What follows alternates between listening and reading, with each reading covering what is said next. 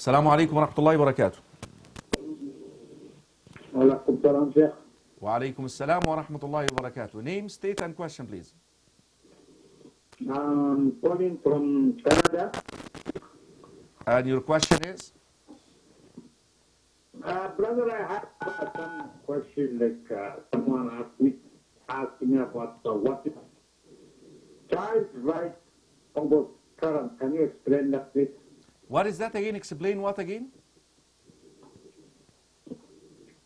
What is the child has a right over the parent? Someone asked me about that. Oh, the right of the children over the parents. Yes. Well, first of all, I have to furnish this before I answer this question. I hope the children do not understand that there is a justification or an excuse for them to be abusive to their parents. And one of them, that my father never fulfilled his obligations towards me. My father never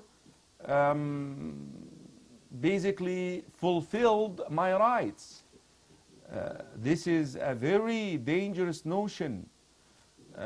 We should not entertain as students of knowledge and as Muslim children and as Muslim parents, because of a simple reason, which is Allah subhanahu wa ta'ala identified the relationship between the parents and the children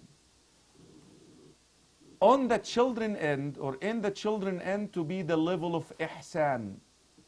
Allah subhanahu wa ta'ala says, وَوَصَّيْنَا الْإِنسَانَ بِوَالِدَيْهِ إِحْسَانًا.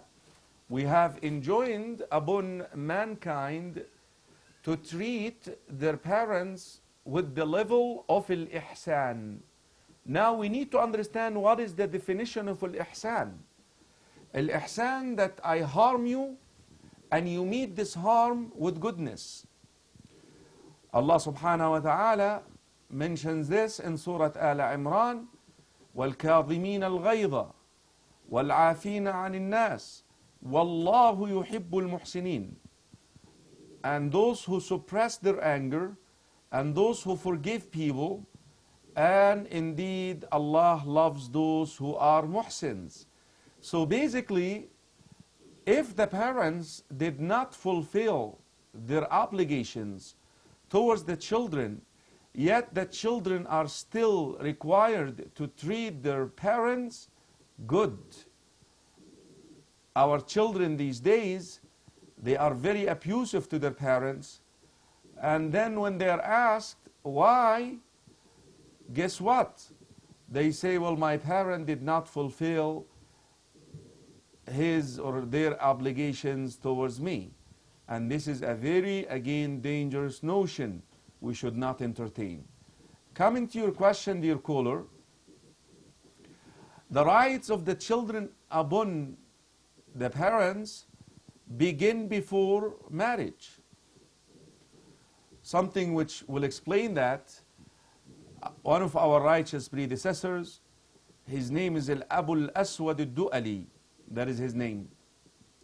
One day he called upon his children and he said the following to them: أحسنت لكما قبل مولدكم وبعد ولادتكم.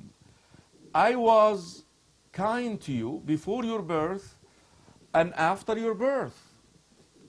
Then they asked, we know that you were kind to us after our birth because we could see that. But how were you kind to us before we were born? He said, اخترت لكم أما لا تعيرون بها. I have chosen for you a mother whom you are proud of. So the first right upon the parents towards the children is to choose the right mother for them. And this is a big mistake that a lot of Muslims commit.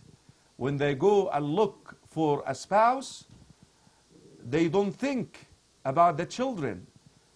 Before you choosing a wife for yourself dear Muslim husband, you're choosing a mother for your children. Before you choose a husband for yourself, dear Muslim wife, you are choosing a father for your children. And that is why the religion advised you, تُنْكَحُ الْمَرْأَةُ لِأَرْبَعٍ. A woman is asked in marriage because of 4 reasons: her beauty, her lineage, her wealth, her religion. Win the one with the religion. And the Sharia, Rasul sallallahu alayhi wasallam addresses the guardians of the women, because a woman is not allowed to give herself in marriage without the consent of her father or her guardian, whoever he is.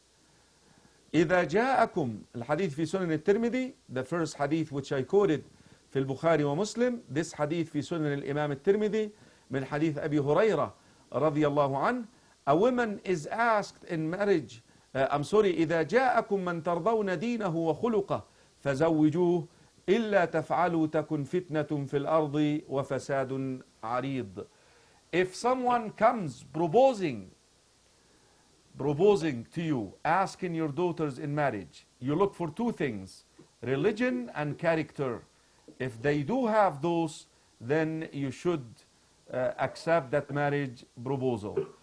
The second thing is the right of the children is before you have intercourse. Before you have intercourse with your spouse, you make the dua, Bismillah, Allahumma jannibni shaitan wa jannib shaitan ma razaqtani. In the name of Allah, O Allah, protect me from shaitan and protect my offspring from shaitan as well. When the child is born, the aqiqah on the 7th day, when the child is born, you give him a good name. The best of the names, Abdullah, Abdul Rahman, Ahmad, Muhammad. And then, Ya ayyuha alladhina amanu, qu anfusakum wa ahlikum nara, wa quduha an-nasu wal hijara.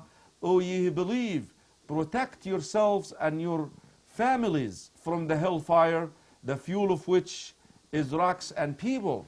يقول علي ibn Abi Talib, رضي الله عنه. Ali ibn Abi Talib says, رضي الله عنه, teach them the religion. Teach them the religion. So this is some of the rights of the children upon their parents, is to enhance the fitrah. قال صلى الله عليه وسلم في الحديث الذي أخرجه البخاري من حديث أبي هريرة رضي الله عنه, كل مولود يولد على الفطرة. Every newborn is born in the fitrah. Then what happened, Ya Rasulullah? فَأَبَوَاهُ. Then the parents would change that fitrah. Your job is to enhance that fitrah, keep that purity, state of purity, the way it is, by teaching them the religion and protecting them from evil and protecting them from learning falsehood in the community where you live. This is in brief, my brother. Jazakallahu khairah. جزاكم الله شيخ